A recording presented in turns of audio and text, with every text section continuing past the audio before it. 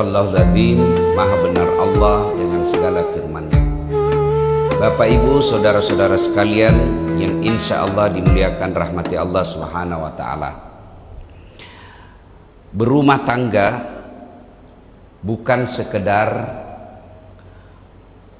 menikahi orang yang kita senangi, tapi berumah tangga itu lebih jauh dari itu, yaitu mencapai mardatillah. Bukan mardatillah teman sekolahmu ya cowok. Mardatillah ini artinya diridai oleh Allah Subhanahu wa Ta'ala, agar kita hidup dengan pasangan diridai Allah. Mardatillah itu kalau diartikan ke Indonesia, direstui dan disenangi Allah. Jadi kalau orang berumah tangga yang disenangi, direstui oleh Allah Subhanahu wa Ta'ala, maka pasti rumah tangganya akan terwujud kebahagiaan. Karena kebahagiaan itu milik Allah, dan Allah yang membolak-balikkan hati sehingga hati kita bisa mendapatkan bahagia.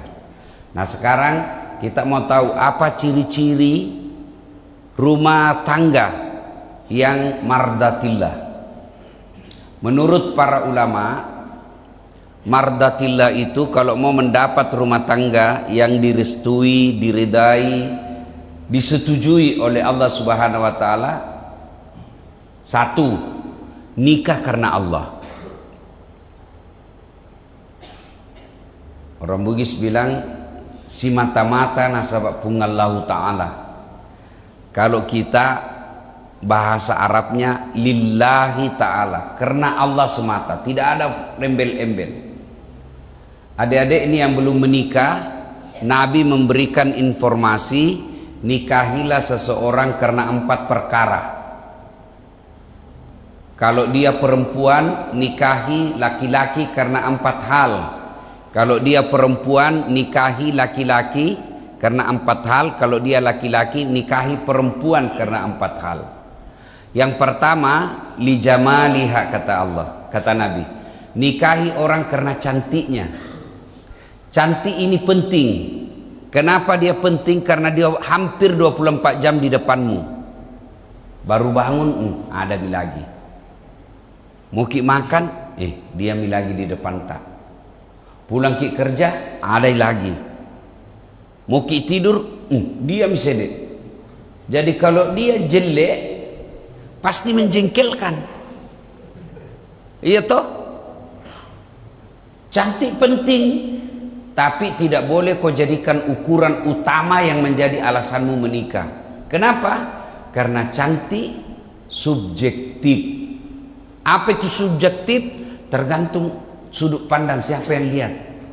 Ada laki-laki yang suka yang betala-betala, ada laki-laki yang suka yang kurus-kurus, ada laki-laki yang suka yang putih, ada juga yang hitam-hitam manis. Hitam manisnya hilang, manisnya hitam manis, ya kan? Cantik penting, tapi tidak boleh ukuran. Pertama, subjektif. Artinya apa? Cantik menurut saya belum tentu cantik menurut Pak Imam. Tanya Pak Imam, ada istrinya di depannya, siapa paling cantik di depan? Siapa paling cantik di dunia ini Pak Imam? Ada istrinya di depan. Bila makin tetanggaku, hancur nih hidup. Saya juga ditanya siapa paling cantik, saya pasti bilang mamanya cek.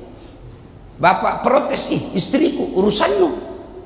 Saya tidak urus urusannya bapak. Berarti cantik itu menurut A cantik, menurut B belum tentu. Ya. Yang kedua, cantik itu temporer. Apa itu temporer? Dimakan waktu. Cantik, tanya Pak Imam, mana cantik istri tak dulu dengan sekarang? Bapak-bapak, mana cantik istri tak dulu waktu usia 25, sekarang 65? Mana lebih cantik Pak? Ya, bohong kalau kita bilang cantik sekarang. Itu jina kita bilang cantik sekarang karena dia di depan tak. Ya, berarti cantik dimakan oleh waktu. Waktu 17 tahun, setiap dia tersenyum, satu kampung terpesona. 17 tahun. Balik itu 17. 71. Tersenyum, cucunya lari. Nah, kira mau digigit. Iya toh? Begitu 17 tahun, biar kuning-kuning palsu dikira emas, cantik juga dilihat. Tapi usia 80 tahun, biar kau kasih semua emas, jelek mi dilihat. Berarti kecantikan itu luntur oleh waktu. Kalau ada orang menikah karena cantik, maka rumah tangga itu potensi akan hilang kesetiaannya ketika usianya makin lama. Cantik itu identik dengan body yang bagus. Cantik itu identik dengan wajah yang mulus. Cantik penting Pak, tapi jangan jadikan ukuran adik-adik. Cantik istrimu waktu usianya 20 tahun, 25 kena stroke, bengkok muka, pasti tidak cantik nih. Maka orang yang menikah karena kecantikan, siap-siap kau kecewa karena pasti ada masanya. Yang kedua, kata Nabi, setelah nikahi dia karena cantiknya, kata Nabi, nikahilah dia karena kekayaannya. Kaya penting, tapi tidak boleh jadi ukuran. Kenapa Ustaz? Nah kaya, tahu kaya sekali itu Ustaz. 7 turunan tidak miskin. Cocok mi tidak miskin 7 turunan, tapi istrimu turunan ke-8.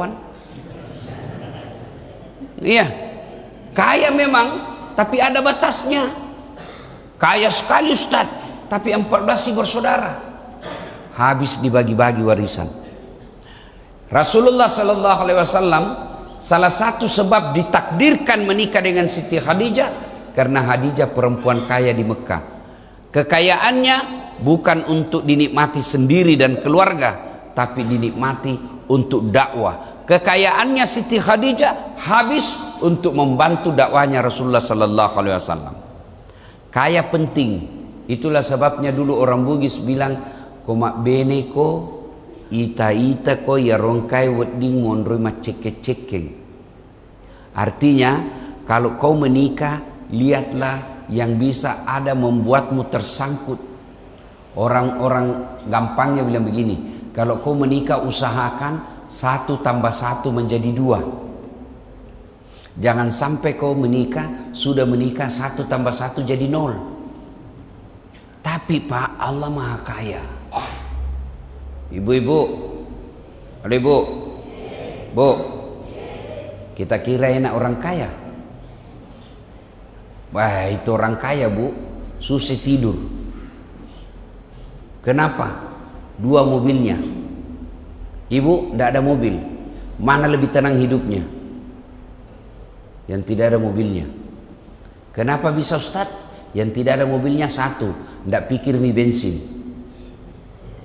Ya tuh ibu, orang kaya mau jalan mobil, tidak ada bensin, stres mi.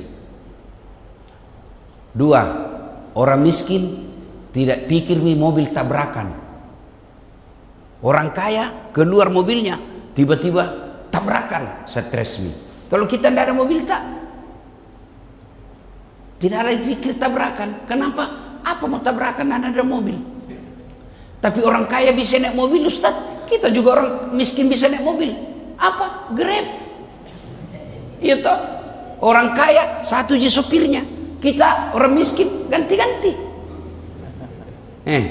Mau sopir anak muda, Pak Grab anak muda dipanggil. Mau yang tua, orang tua sedek. Bisa diganti-ganti. Kalau kita 1 mobil, itu terus dilihat mukanya. Tapi kalau kita Grab, anak muda saya digapa, lain-lain saya perasaan. Orang tua saya didapa. Itu hanya orang miskin. Dan hebatnya tuh orang miskin Pak, tidak banyak pertanyaannya kalau mati. Orang kaya ditanya mobilnya. Dari mana kau dapat itu mobil? Dari mana bensinnya? Dari mana beli bannya? Kalau kita, dari mana dapat mobil? Grab. Selesai nih. Orang kaya banyak pertanyaannya. Maka jangan pernah berkata jelek orang miskin. Enggak. Dan itu hebatnya orang miskin, Pak. Rajin sholat berjamaah di subuh. Mana mukanya? Ini kuliah muka-muka orang miskin jadi kita semua ini. Iya toh? Nah itu orang miskin sama orang kaya, baru dilihat mukanya bisa dibedakan. Cara jalannya beda memang itu. Itu enaknya orang miskin. Lihat di sini. Coba angkat tangan tak. Yang ada warna di sini 5 miliar. Angkat. Punna upa. Yang ada pinjolnya di sini katakan Pak. Coba yang ada tanah pasti ada di sini toh. Itu enaknya jadi orang. Itu orang kaya Pak. Mana dia mau datang sholat subuh begini? Kalaupun sholat 6:30 pergi sholat. Kita miskin Pak. Enaknya Pak. Bisa kita datang ke masjid. Yang lebih sial, miskin tidak datang berjamaah. Yang paling pacem ini Pak. Kalau orang kaya tidak datang sholat, masih banyak warna. Kita yang miskin dah sembahyang tong maki. Itu yang disebut celaka dunia akhirat. Maka adik-adik sekalian, jangan kau terlalu terpesona dengan kekayaan. Lebih baik kau terpesona dengan yang maha kaya. Ya, kaya penting juga. Jangan juga bilang lebih baik menjadi miskin. Tidak juga. Yang baik adalah kalau mau merasa cukup. Itu orang kaya, merasa cukup. Kalau tidak pernah merasa cukup, kau kasih 1 gunung emas, nah minta 2. Kau kasih 2, nah minta 3. Kau kasih 4, nah minta lagi lebih banyak. Nanti dia berhenti kalau masuk di kubur. Ya, jadi penting kaya, tapi yang lebih penting merasa cukup. Adik-adik, jadi kalau mau menikah, cari perempuan yang pertama yang mau menikah ya, atau bapak-bapak yang mau pergantian pemain, ya kan? Ya, satu lihat kata Nabi cantiknya, 2 kekayaannya.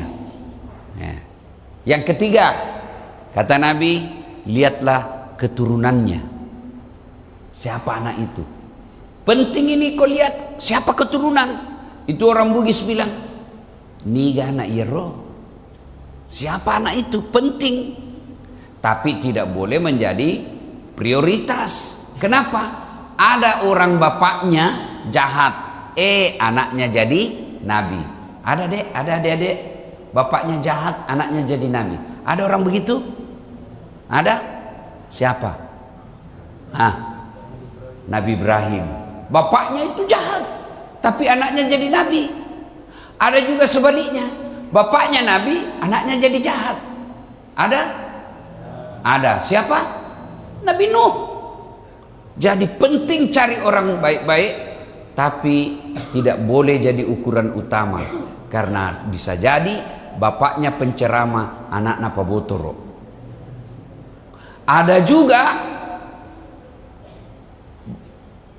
bapaknya jahat, anaknya jadi ulama.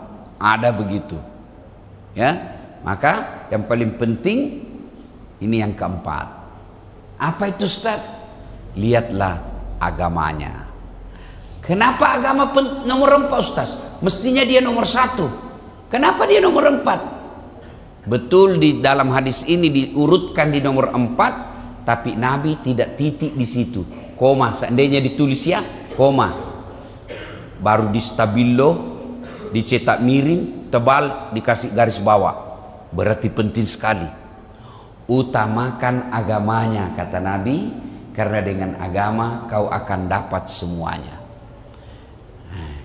Ada perempuan cantik sekali, tapi akhlaknya kesurupan.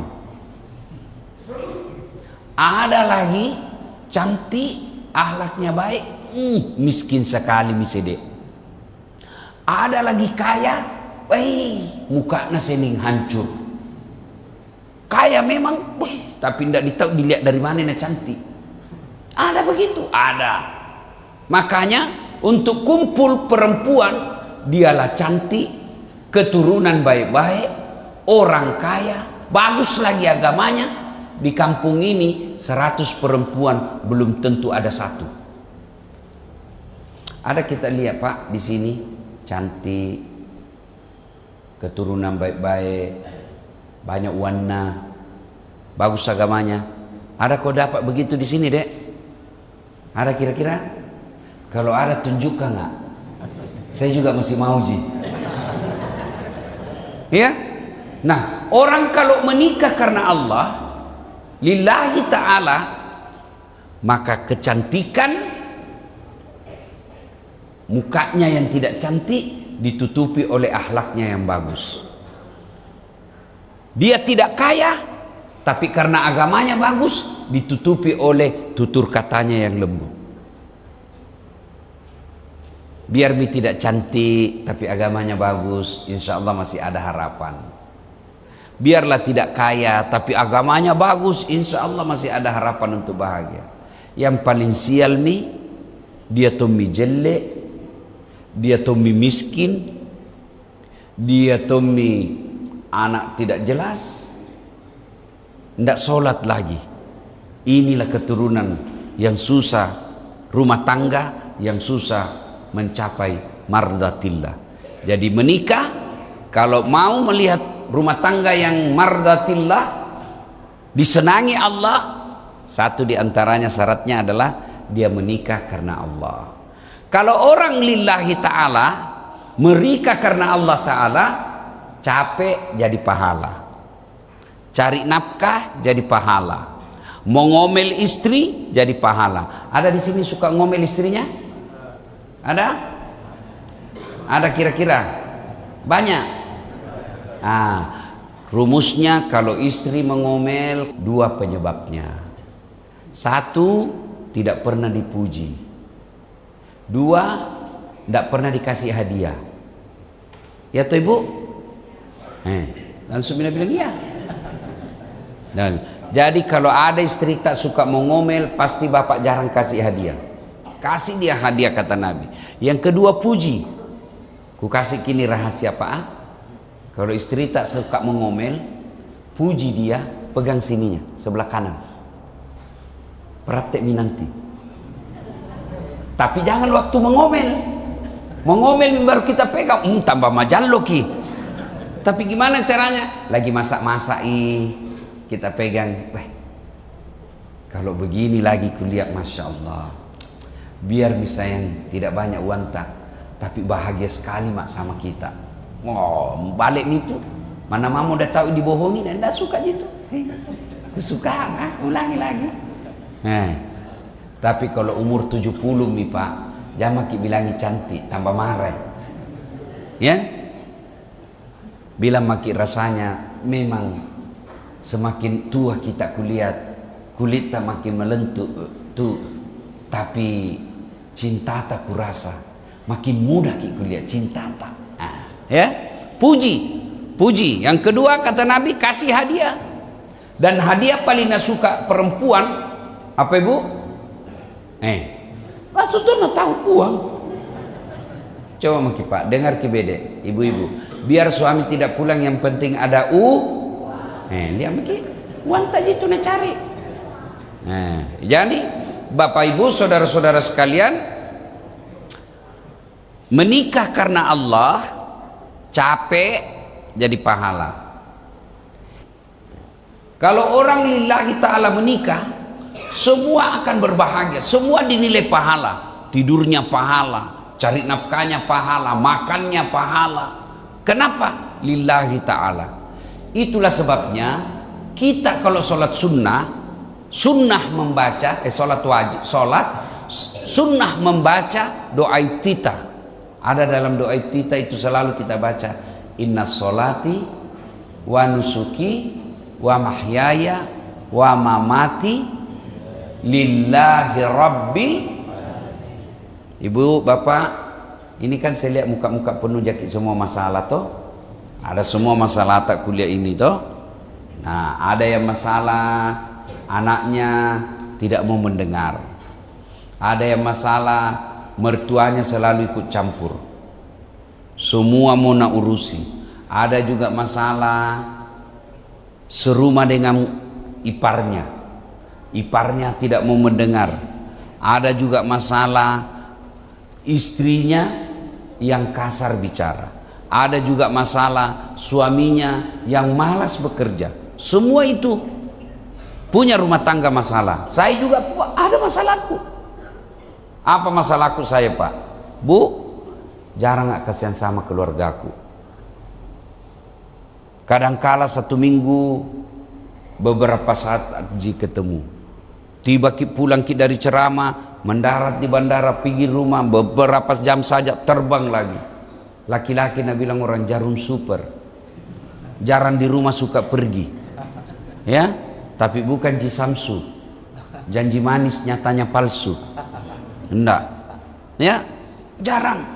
Tapi kalau kita terima itu karena Allah, maka semua akan jadi nikmat. Yang ketiga, rumah tangga mardatillah, banyak temannya. Bapak Ibu, kalau berdoa kita minta rezeki, misalnya tuh sholat tahajud ke Ramadan, di sini itikaf, minta ke ya Allah, tambahkan rezekiku. Tiba-tiba ada uang keluar dari dinding. Kalau tengah malam Ipa, nah kita berdoa ya Allah bukakan rezekiku, tiba-tiba ada keluar sendiri kini di masjid. Ada uang keluar tiba-tiba dari dinding. Saya yakin lari ngasing Pak. Ya toh, wah ada tuyul. Ya toh. Tapi dari mana paling itu uang? Kalau kita berdoa bukakan rezekiku, dari mana Pak?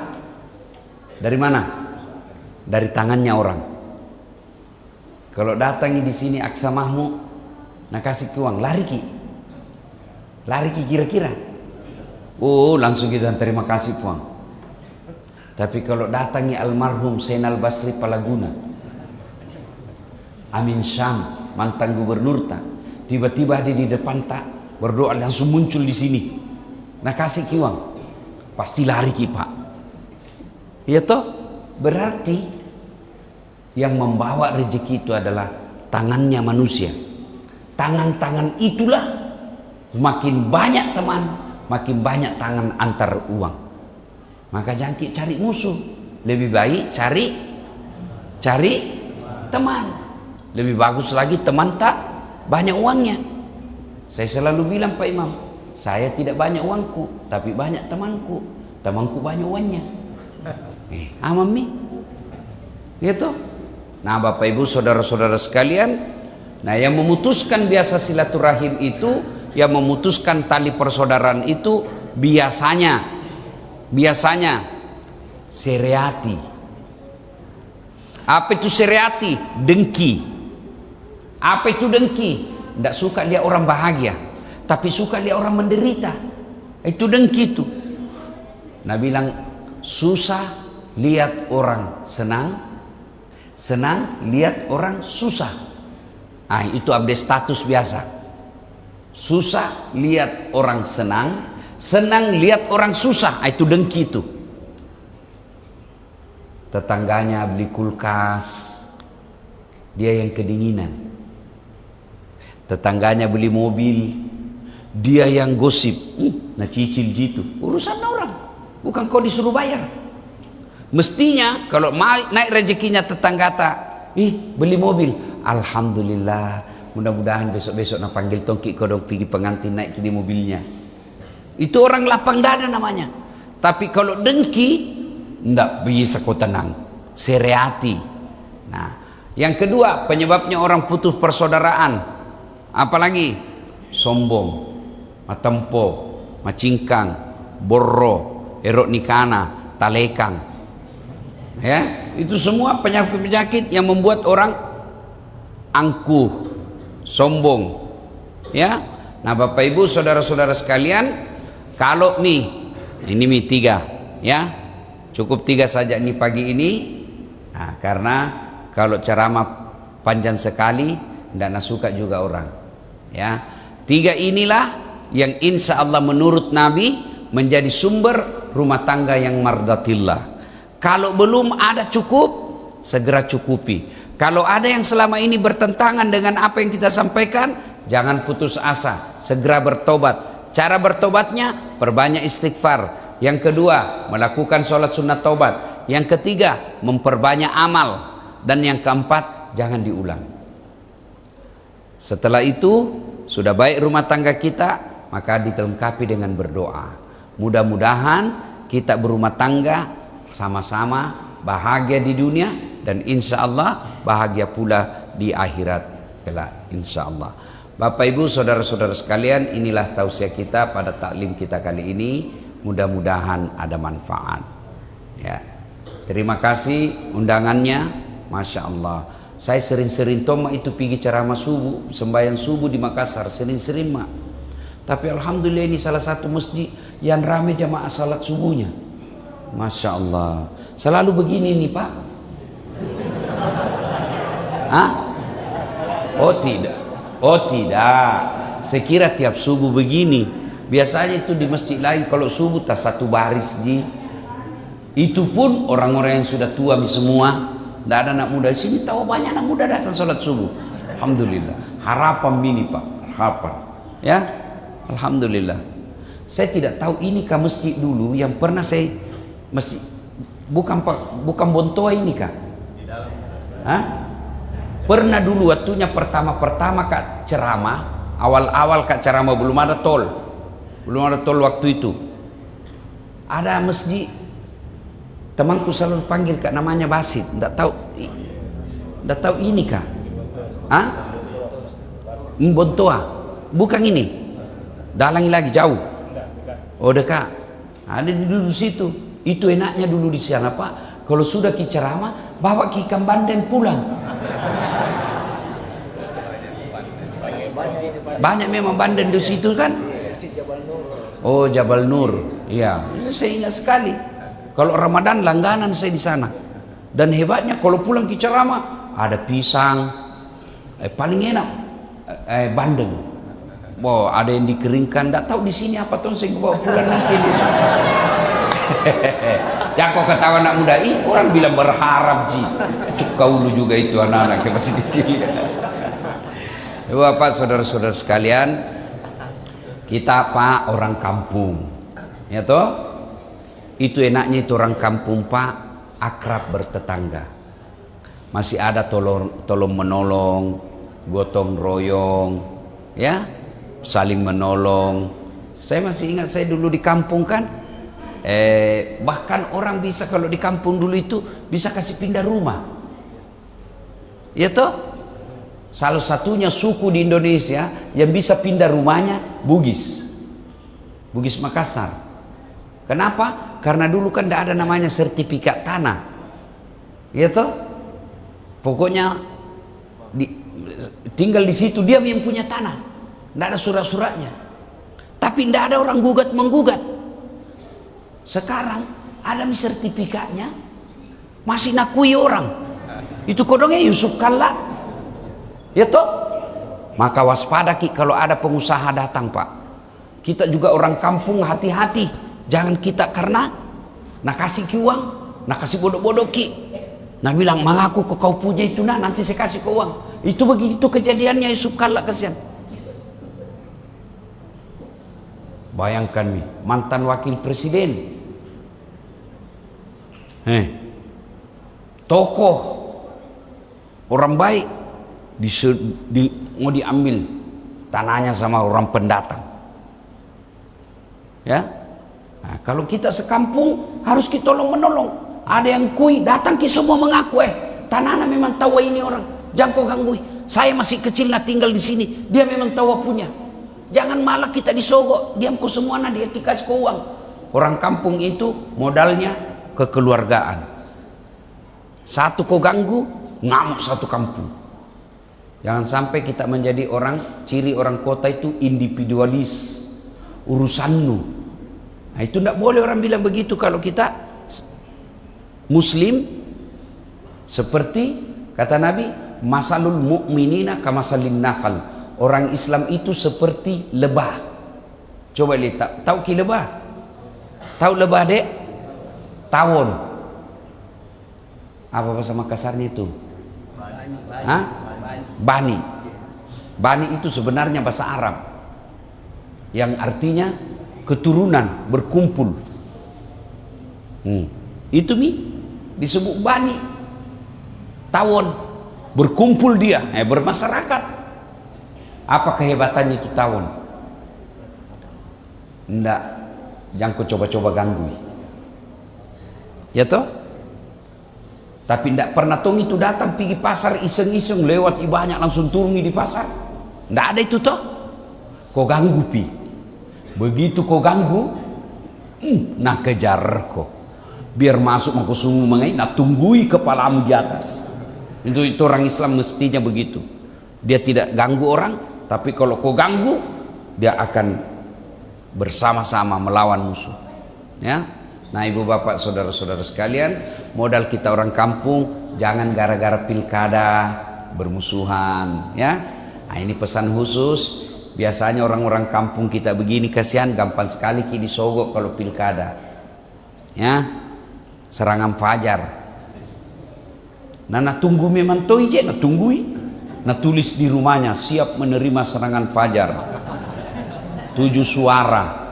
Oh, itu dah. Nah tulis memang toh. Itu haram. Jangki ya. Nah bilang bukan serangan fajar ini Ustaz. Ini sedekah subuh. Tidak boleh ya. Ingat nanti lihat itu efeknya orang yang kemarin yang terima serangan fajar, lihat itu yang baru-baru bulan Agustus ya. Mudah-mudahan jangan lupa itu. Nanti kalau mau lagi mencoblos 2029, ingat itu kasus. Gara-gara kita pilih orang-orang yang kasih ki duit, akhirnya ada tidak pikir ki. Ibu bapak saudara-saudara sekalian, demikian mudah-mudahan ada manfaat. Terima kasih. Adik-adik sekalian ini, saya bisa sampai di sini remaja masjid karena ada remaja masjidku namanya Rama. Ada itu yang kurus. Nah, ya itu saya panggil dia Rama kurus. Ya, tinggal tulang-tulang dibungkus. Ya itu. Tapi rajin ke masjid. Ya, adik-adik rajin masjid, insya Allah Allah tunjukkan jalan yang baik. Ini Ustadz Das'ad dulu. Bukan alumni pesantren tapi selalu aktif di masjid, maka Allah kasih seperti yang ada dilihat sekarang ya. Biar kita miskin tapi gagah, biar kita miskin tapi rajin ke sholat masjid, daripada sudah miskin jelek, sudah miskin tidak pernah ke masjid. Nah bilang orang ke laut mau jadi tudeh, dekat laut di sini kan. Nah bapak ibu saudara-saudara sekalian, mudah-mudahan ada manfaat. Lebih dan kurangnya mohon dimaafkan. Usikum wa nafsi bitaqwallah. Assalamualaikum warahmatullahi wabarakatuh.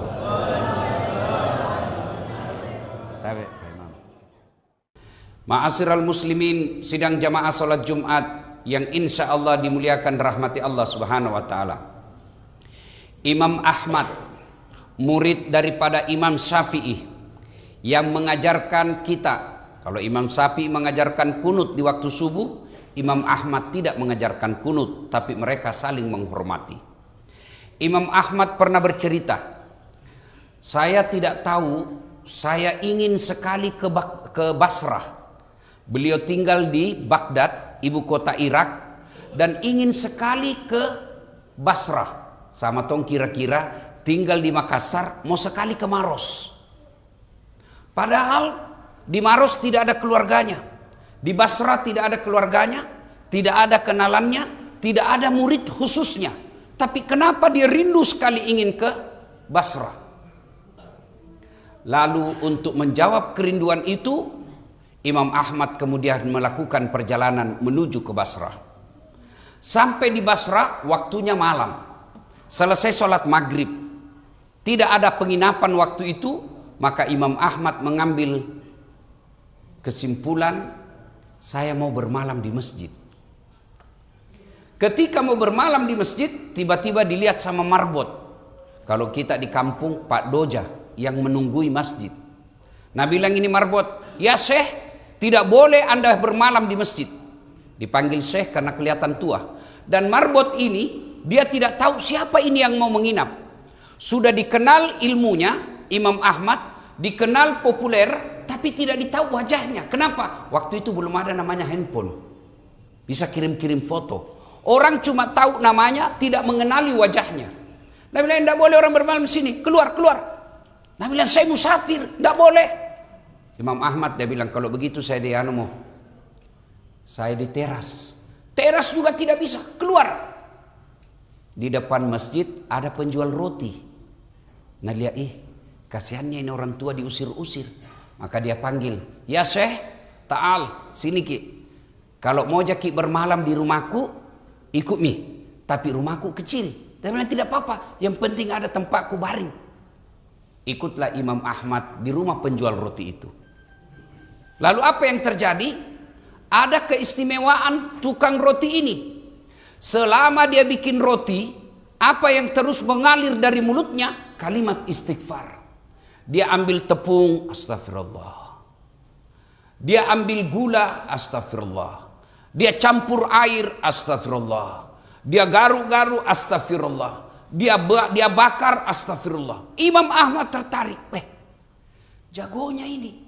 Mulutnya sambil bekerja, tangannya tidak pernah lepas dari istighfar. Jadi kue, jadi roti, jadi istighfarnya. Lalu Imam Ahmad bertanya, Tuan, kebiasaan istighfar itu lama mi? Dia bilang, lama mi, sama-sama jual kue. Kira-kira apa mi kita dapat dari kalimat istighfar itu? Dia bilang, saya tidak yakin, tapi sepertinya ada hubungannya. Apa gerangan? Semua yang saya minta Allah kasih, Kak. Ya Allah berikan saya kesehatan, alhamdulillah tidak pernah sakit. Ya Allah tambahkan rezekiku, tidak Kak kaya, tapi setiap ada saya mau, ada saja jalannya. Ya Allah berikan saya anak yang soleh, alhamdulillah, nalek Kak puangnya. Cuma ada ini satu belum kayaknya nak kasih ke Allah. Apa kata Imam Ahmad? Saya selalu berdoa setiap malam, ya Allah, jangan kau ambil nyawaku, ajak muale taro-taromu puang, ajak muredu nyawaku, jangan kau ambil nyawaku sebelum saya ketemu Imam Ahmad. Imam Ahmad mendengar ini menetes air matanya. Nah bilang, saya mi Imam Ahmad. Ternyata ini yang membuat saya rindu datang ke sini. Allah mengabulkan doamu, saya datang ke sini untuk ketemu kamu dengan cara Allah yang atur. Coba bayangkan Pak, zaman itu bukan zaman sekarang ya. Zaman itu orang lebih memuliakan ulama daripada gubernur. Beda sekarang. Kalau sekarang lebih memuliakan gubernur daripada ulama. Cium tangannya gubernur padahal baru tanda tangan korupsi. Ya kan? Ini lebih memuliakan ulama. Bayangkan, zaman itu orang yang datang ke ulama. Ini ulama yang datang kepada penjual roti. Yang pada saat itu di sosial masyarakat, penjual roti, penjual yang dimaksud profesi yang rendah. Nasa ngugi tomatuna, napolei tomalebbi. Orang yang dianggap hina di kalangan mata manusia, Allah kirimkan ulama yang kita kenal. Ulama itu adalah pewaris para nabi. Datang kau ketemu itu untuk mengabulkan doanya. Nah, apa hikmah dari kisah ini? Jangan anggap remeh istighfar. Kalau ada kira-kira selama ini doa tak belum dikabulkan, mau punya rumah belum punya, mau punya motor belum punya, coba pancing doa dengan istighfar. Banyak-banyaklah istighfar. Boleh istighfar panjang, boleh istighfar yang spesial. Astaghfirullahaladzim azim wa atubu ilaihi. Tambah dengan istighfarnya Nabi Yunus, la ilaha illa anta subhanaka inni kuntu minadz zalimin. Istighfar itu Ustaz, bertobat. Saya tidak banyak dosaku. Orang istighfar bukan karena tidak ada dosa. Orang istighfar bukan karena bertobat semata. Orang istighfar kalau karena dosa, maka Nabi tidak perlu istighfar. Kenapa? Nabi tidak ada dosanya Pak. Tapi hadis menginformasikan Nabi sekali duduk 100 kali istighfar. Padahal tidak ada dosanya itu. Nah kita ini banyak dosa, tidak mau istighfar. Pantas doa tidak dikabulkan. 2, istighfar itu ini yang paling populer kita dengar. Supaya dicintai ke Allah.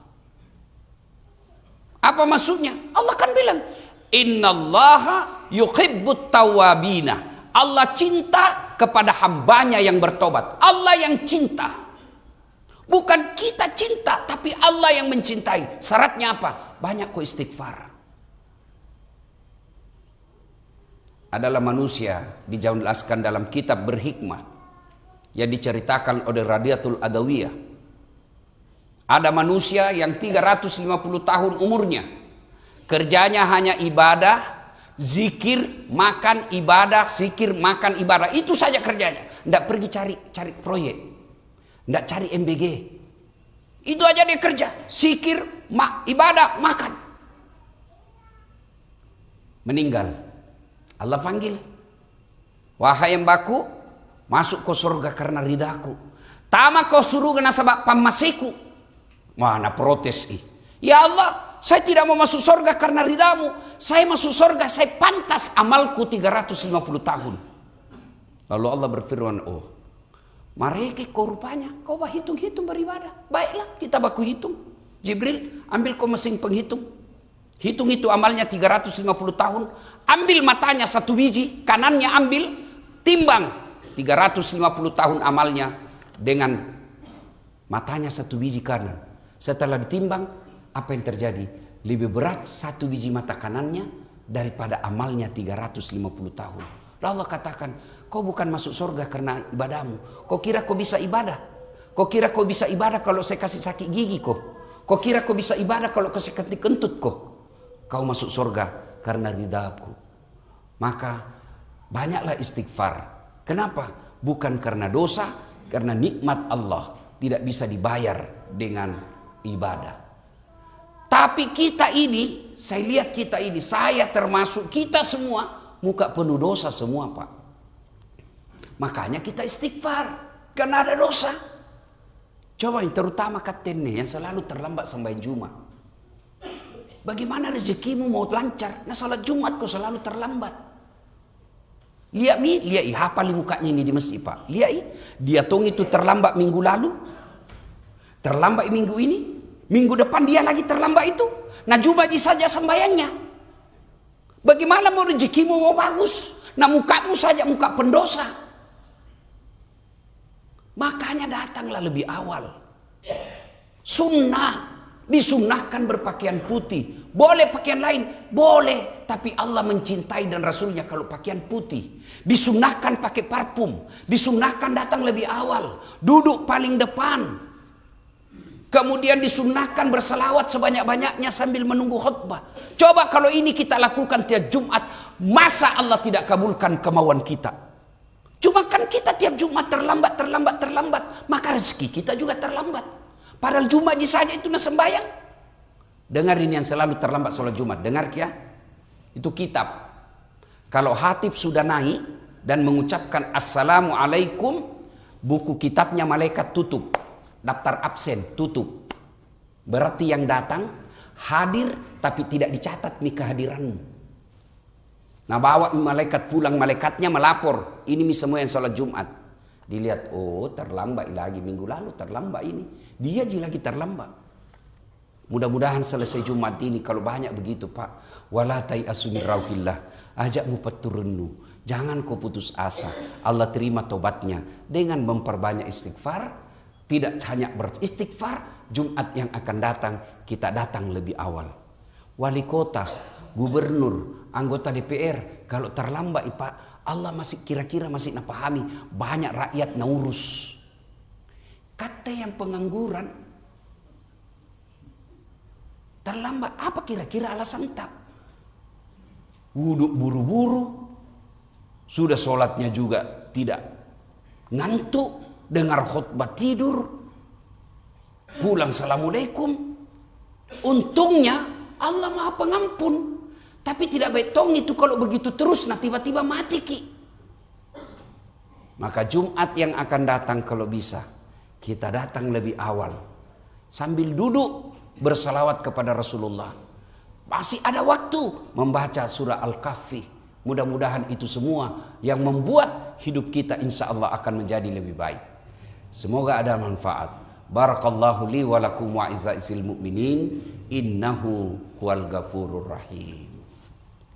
Dan saya pernah lihat waktu saya kecil di arena pekuburan, datanglah ibu-ibu dari kota, pakaiannya hitam, kacamatanya hitam, jilbabnya hitam. Pak Imam, tabe kasih telo doangan indokku, doakan kasih mamaku. Pak Imam bilang, ya tudan nih, duduk nih. Saya dengarlah dia Pak Imam berdoa, Allahumma ghafirli wali walidayya warhamhuma kama rabbayani shaghira. Dalam hatiku, kamasih mah damini ibu. Nah kira mamakna didoakan, ternyata mamakna Pak Imam na doakan. Iya kan? Apa artinya itu doa? Allahumma ghafirli, ya Allah ampuni dosaku. Nah bilang ini ibu ini, amin. Padahal dosanya tuh Pak Imam itu. Wali walidayya, kedua orang tuaku. Nah bilang lagi ibu, amin. Nah kira mamakna didoakan, padahal mamakna Pak Imam didoakan. Itu penting. Jadi tidak mesti bahasa Arab. Tidak ada anjuran agama yang mengatakan berdoalah engkau memakai bahasa Arab. Berislam tidak berarti membawa Arab ke Indonesia. Berislam tidak berarti mengganti saya dengan ana. Berislam tidak berarti mengganti kamu dengan antum. Tidak, silakan pakai. Yang harus diikuti Rasulullah adalah Rasulullah Muhammad sallallahu alaihi wasallam. Muhammad Rasulullah, bukan Muhammad bin Abdullah.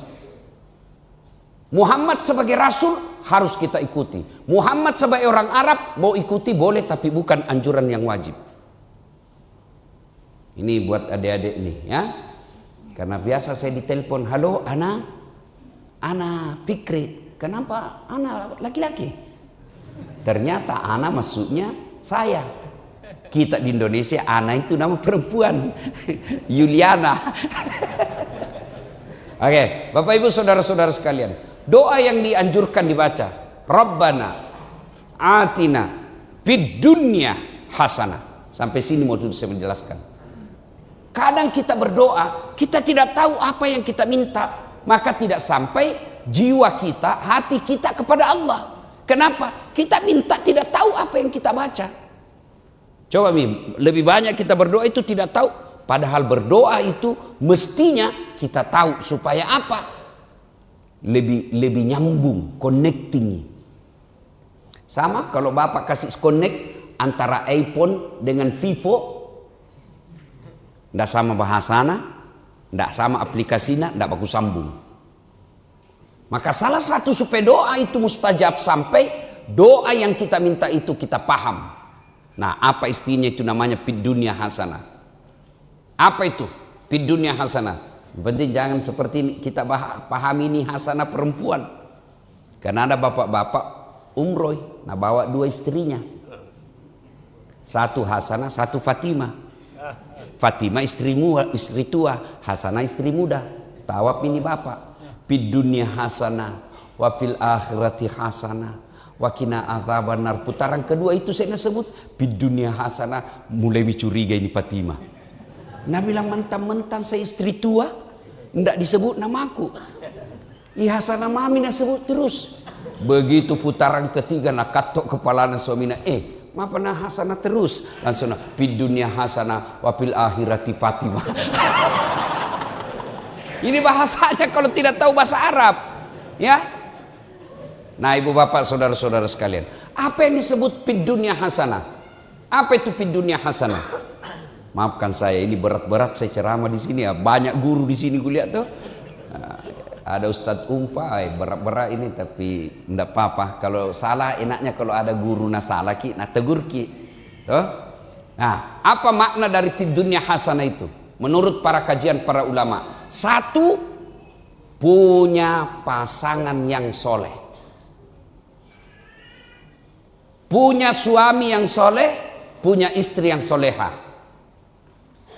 Orang Pak, ketentraman jiwanya itu ditentukan salah satu diantaranya punya istri yang soleha. Bayangkan Pak, mana bisa saya ceramah di sini kalau istriku nak ganggu Kak.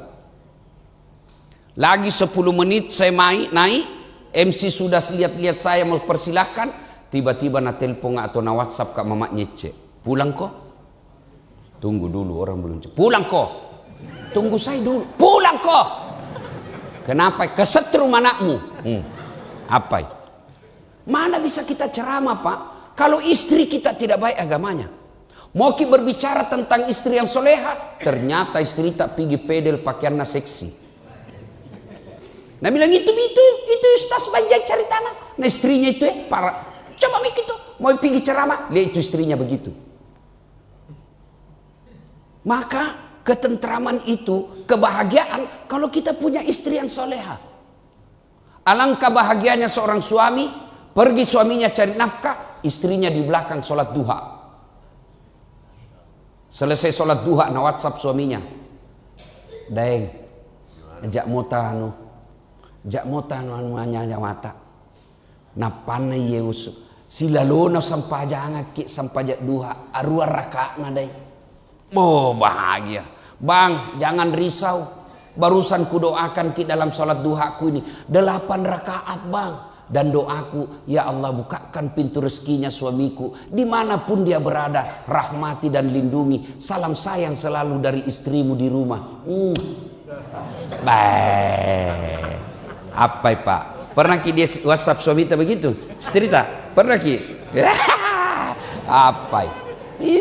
Paling na WhatsApp ki istri tak, jangan lupa singgah beli pembalut. Pacetong, iya toh. Maka istri yang soleha itu kebahagiaan.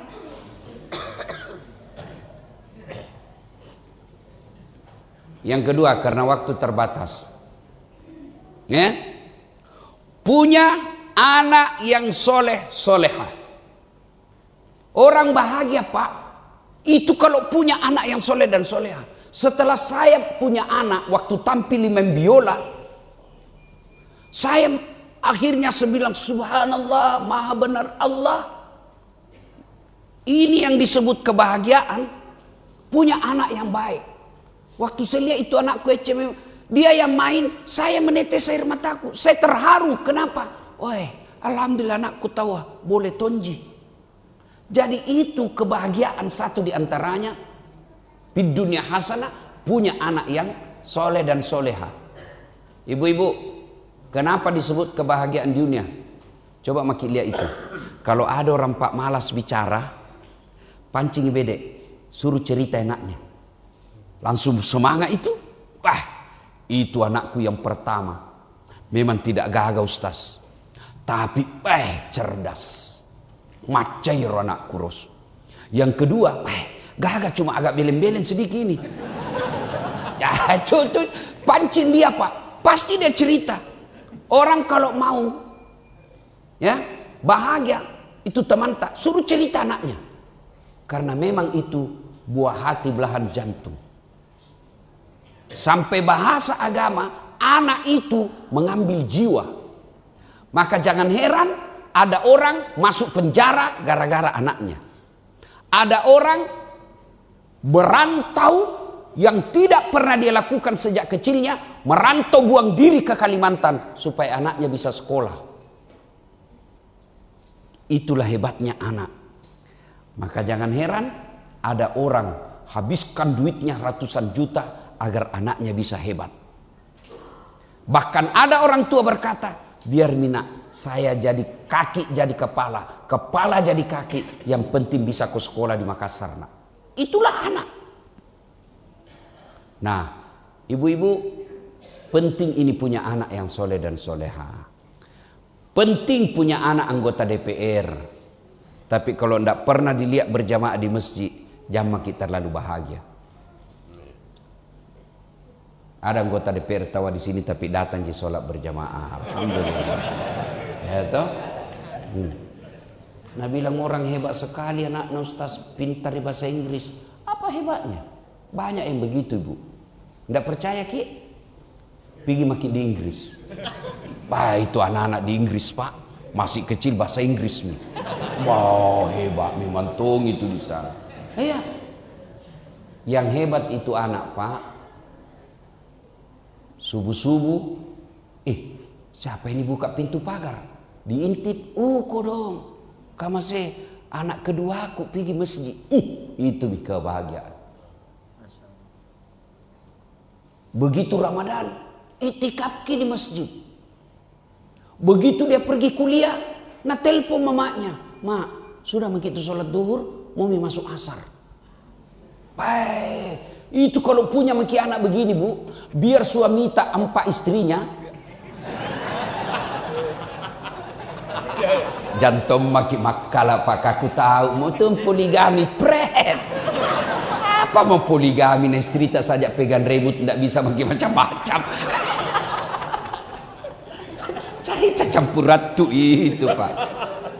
Tapi kalau punya ki anak begini, Bu, ini jauh lebih hebat daripada anak suamita.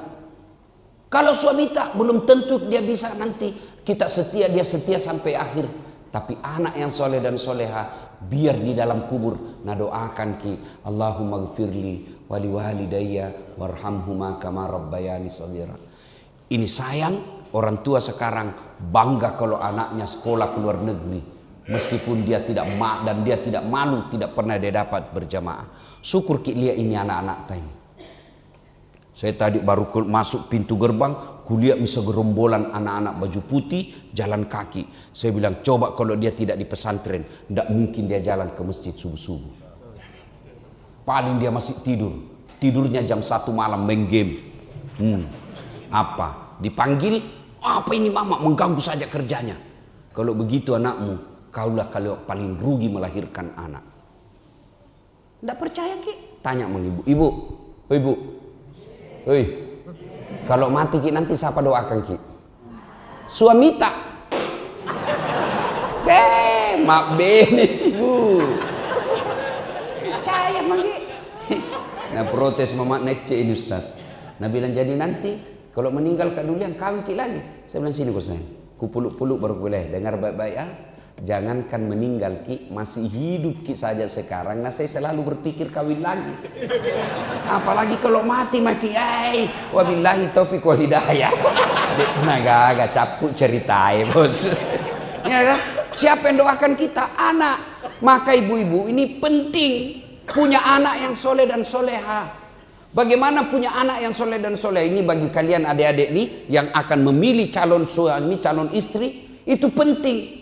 Biar kita baik, kalau ini yang punya tempat pembibitan jelek, potensi anak kita jahat. Apa yang dimaksud pembibitan? Lihat itu sawah. Biar bibitnya bagus, kalau tempat menanamnya itu banyak hamanya, tidak jadi itu padi. Sebaliknya, biar tempat menanamnya bagus, tapi bibitnya jelek, tidak berhasil juga panen. Itulah makna Quran mengatakan laki-laki baik-baik menikah dengan wanita baik-baik. Jadi kalian cowok jangan tomaku mengharap wanita soleha kalau kau laki-laki pan rasu-rasu. Iya toh? No. Tuh 2, 3. Kebahagiaan dunia akhirat, ya kebahagiaan dunia. Apa itu? Punya teman yang baik. Punya teman. Kalau adik-adik punya teman yang baik, genggam tangannya, bawa sama-sama masuk ke dalam surga. Apa teman yang baik? Pejabat? Bukan. Apa ciri-ciri teman yang baik? 1, lihat sholatnya. Kalau dia baik sholatnya, sudah ada harapan. Tapi kalau tidak baik sholatnya, jangan kau percaya, Tuhannya saja dia bohongi. Makanya jangan heran, banyak anggota dewan pembohong. Bukan yang hadir di sini. Kenapa? Tidak pernah dilihat sholat. Cuma masalahnya, bagaimana kita mau pilih yang mereka yang sholat? Yang rajin datang ke masjid sholat, kita tidak pilih karena tidak nak kasih uang. Yang kau cari yang nak kasih uang. Begitu bohong, ewayalemu. Cik dak kau, suruh kau pilih. Datang orang, kau bilang apa? Engkau mau gaji tu duina.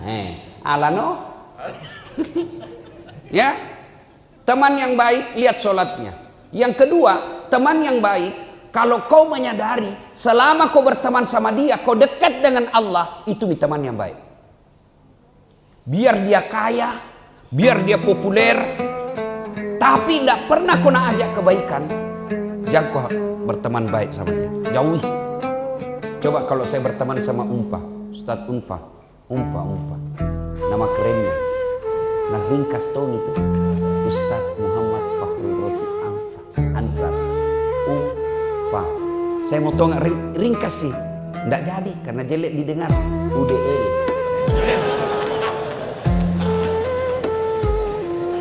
Orang Jawa UDL itu udel, jelek artinya itu pula.